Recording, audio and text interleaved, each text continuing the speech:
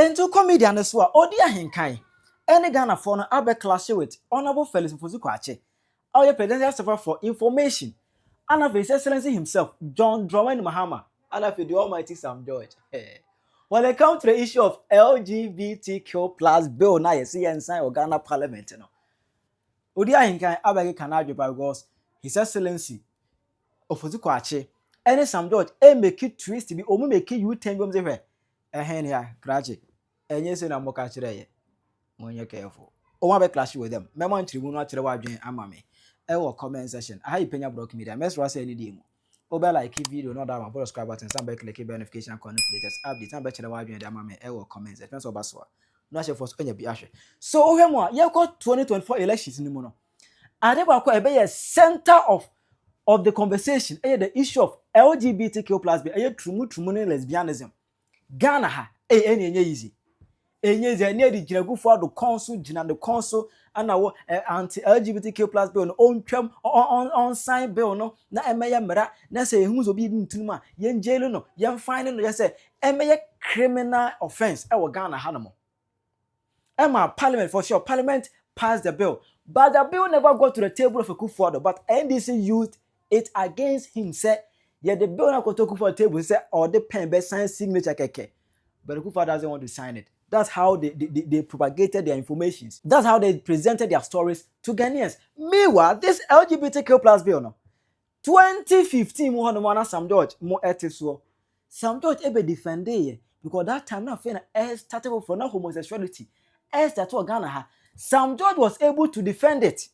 Speak about this matter. I hope myself too. I believe that this matter has been overflogged and it is being pushed just to suit a certain parochial political agenda.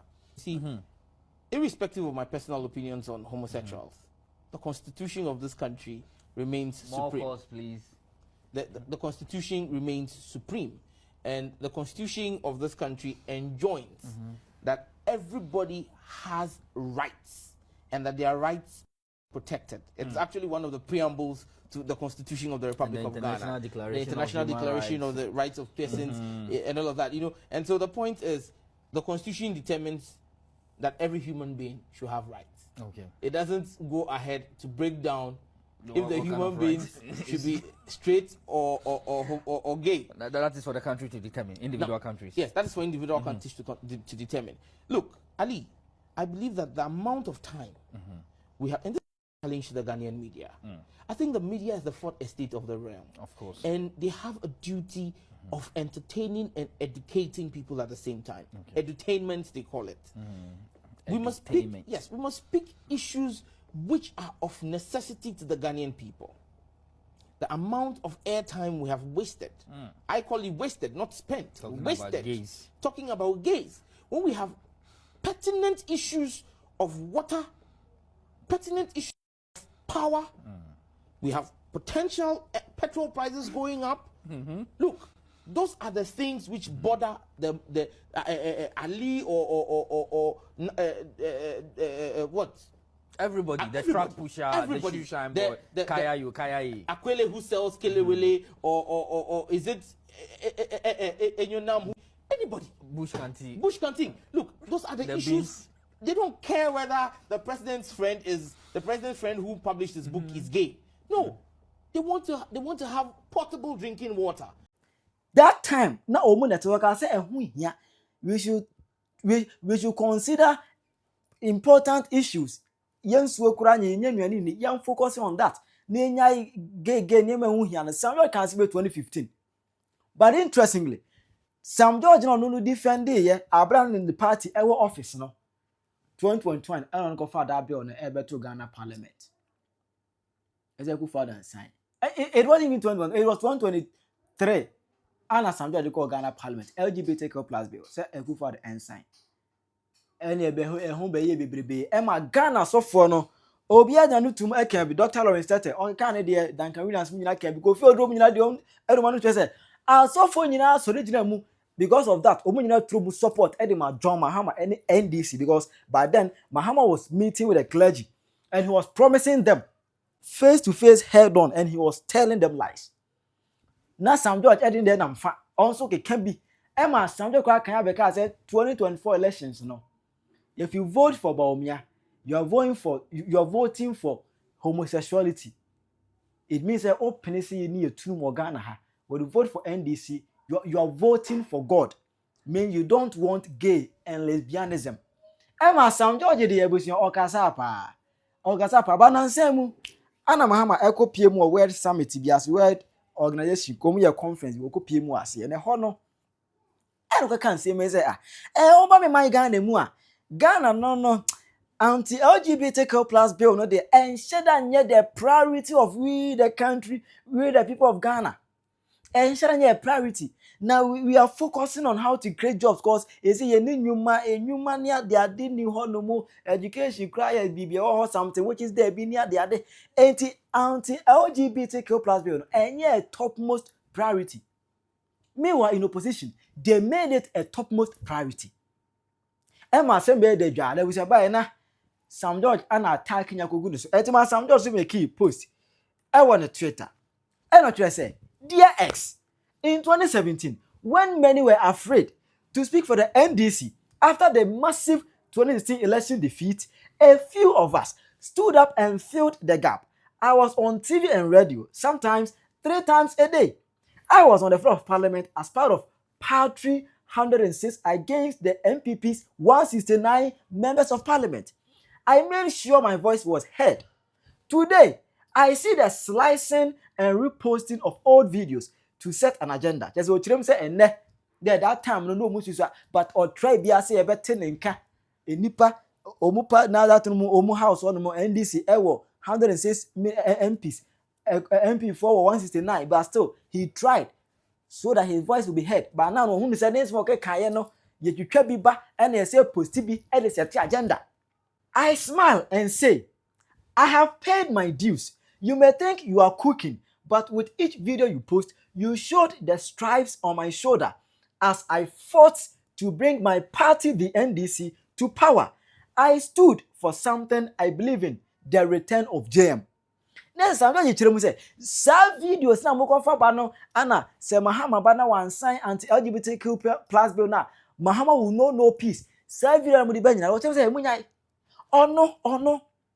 Where na dwuma? Oh, where na dwuma?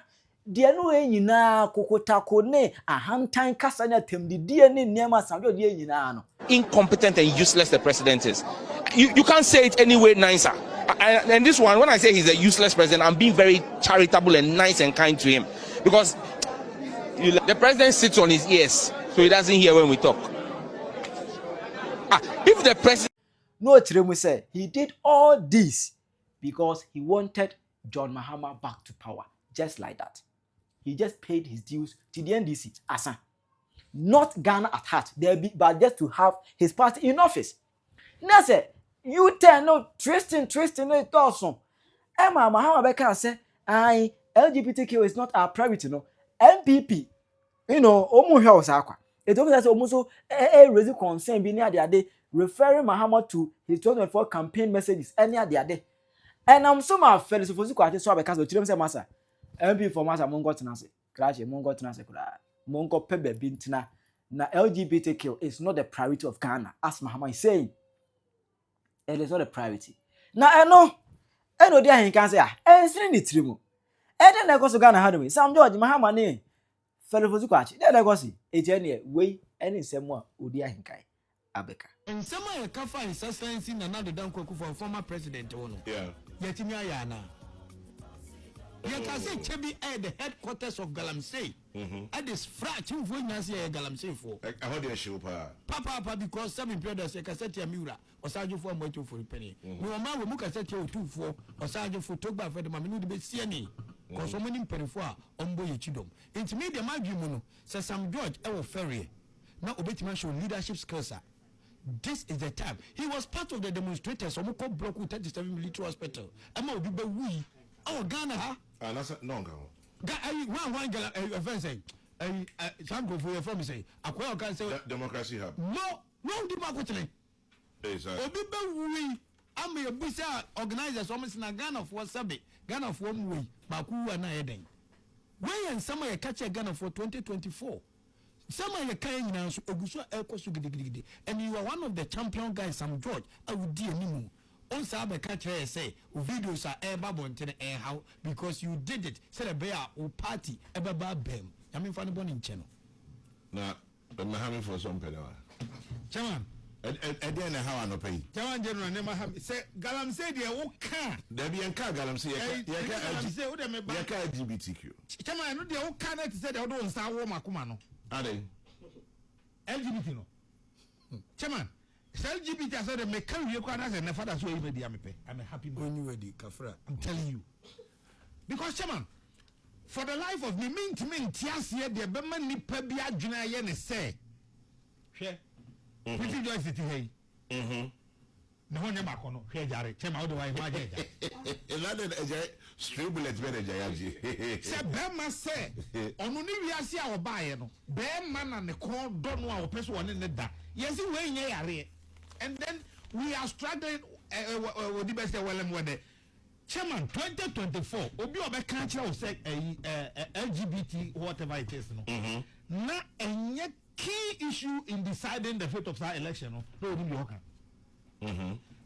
The clergy, Christendom, Islam, and a traditional evolving in our Soritia MPP because President Akufo-Addo was not courageous enough and signed. And now almost so crown and say, time a parliament real bill now also one sign. Now who can say bill Omaya de Bro? Yeah. Now what throw back and the old member of parliament back say bill now more the buy and me ma who sign and now he could have referred it to Council of State. Yeah. Yes, sir, and whatever happened. When to me answer, maybe no Odi Ahenkan, we were never silent in this house. Because that is principle. Sure. Chairman. How on earth will you say and then we and now many power yes Adam who are mean for serious view. So we yes Adam who say and then Oba Juma who say Chairman General say blue shirt who say blue and yet a color you yes and this nipa why do you Juma shirt Matthias here I didn't know the weapon blue shirt. Say or say any priority say what President Akufo-Addo minute say on sign no priority when I allow him Chairman the greatest deception in the room. Yeah.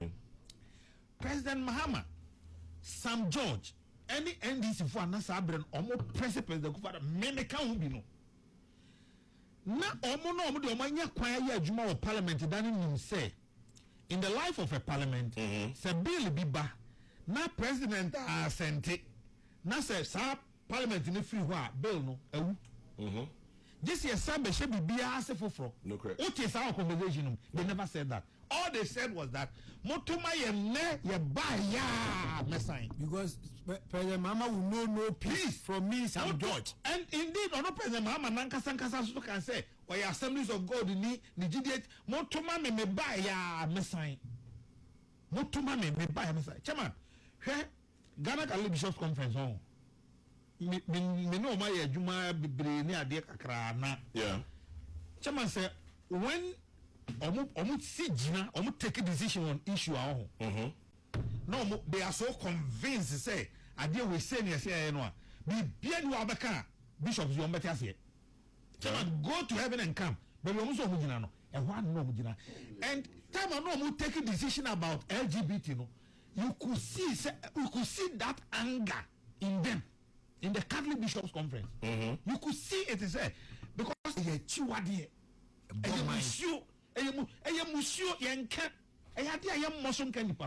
yet Sam George Okujatonum, President Mahama himself, Samijamfinom. In fact, when you remember about Sam George videos you are say a vote for Baumia and Napo, a vote for TTT. So kika sanya mani knowing very well say sa bill no a 8th parliament nantima nya ho adwuma nwie no say sa parliament no kwa 9th no ba just substantial afufuro now see the irony enema na wo bill no na mo gina President Akufo-Addo so say on sign no mo de mo ba ya mo see Eniema bi wo saa bill no mu a esese ye yi free ma ansa na yasan. Ani e fa na okoto de na. What are you saying? Nyanya nche de emfa ne nko. Chairman, bill on no mbo obi anyi bibi emfa. But nana sa LGBT ade munyi ni se ye de abeye amanyosem dodo. De omo na abasa. Esan se only psychologist edin komo. Only omo a ebia omoma etesa. Obi wo ho a eye ni genes, eye ni hormones and amara banesa. Sa ankrofo no na yenye omodai. Okay. Yen kase esane se yesuso nyase ni enim se kodwo besia wo ho. Yehu om yenye omote. Na nkasem biye ni ho. Dabi. Enti ade na se ya amana be ya manyo. Ya amana be ya asem no ne se. Tama ne yesuso na kodwo besia wo ho no. Kodwo besia ma me kan kire ye da se ye ma no kwan ma publicly. O me gina ba oten ka so okoware kodwo besia. Okay. Yeah. Even if they practiced it. No, silent. You're silent. Okay. Chairman, me Joyce got them will be in the ratio. But when we try say the best of them on the bar on tell the catcher man for say, me Joyce is saying a pay and to Munin to Namonia. That is where the problem is. Exactly. It's a bad then a bear man yourself. Aha. Say on say, ye democracy na ye no. Among who say politicians then who say, ye new baby, ye be fight issues critically. Now you share issue no. Ya analyze the issue now, share the pros and cons and you take a decision. Your politics there a fantasy na emotional. And to one who say, me come where a man for no pay into Obeka. Chairman, minimum so Obeka about fuel prices later in the day. And now me who communicate be our can say, oh, say Ukraine, Russia, and then none to 2 countries spend an echo. We in 3 countries. I get the man of the what's it? You get it right.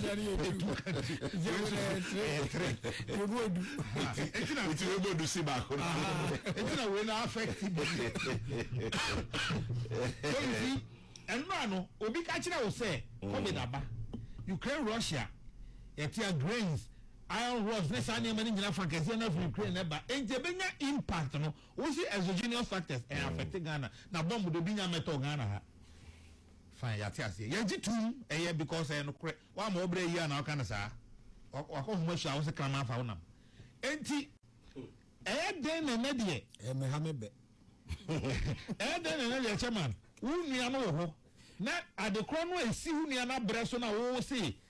O ma won nyina no so me ka se ntina osika asemasen ABCD a we see na se nka se osika asemenya za na no George na pota mo de enra o hwe ya inflation about down biom inflation but dollar was down into I mean the economy is doing well. Chairman, this economy is bia onim the subject here say ehina say inflationary rate any economic growth inversely proportional.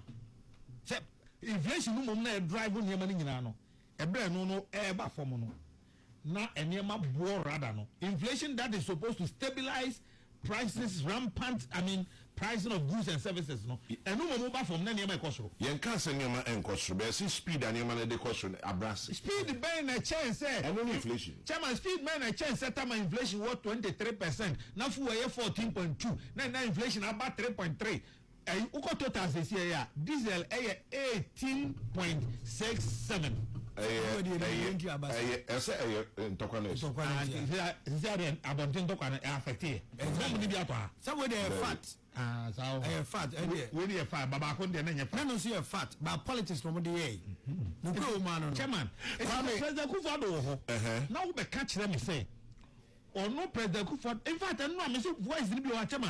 Taban production team no boy na minimum pose sanye west ni bi wom nema kwa man this it tells you how irresponsible reckless Akufuado is that time no nana mintwa no one casa Sam John okay sa time no LGBT Jenna Sabre no irresponsible reckless yes nana it tells you how irresponsible and reckless Akufuado is. Yeah, President Akufuado is Sabre no na nu enyam se mampani eni na nu enyam se pani eni mi din kra no because of politics. You free. You friend Bonnie D.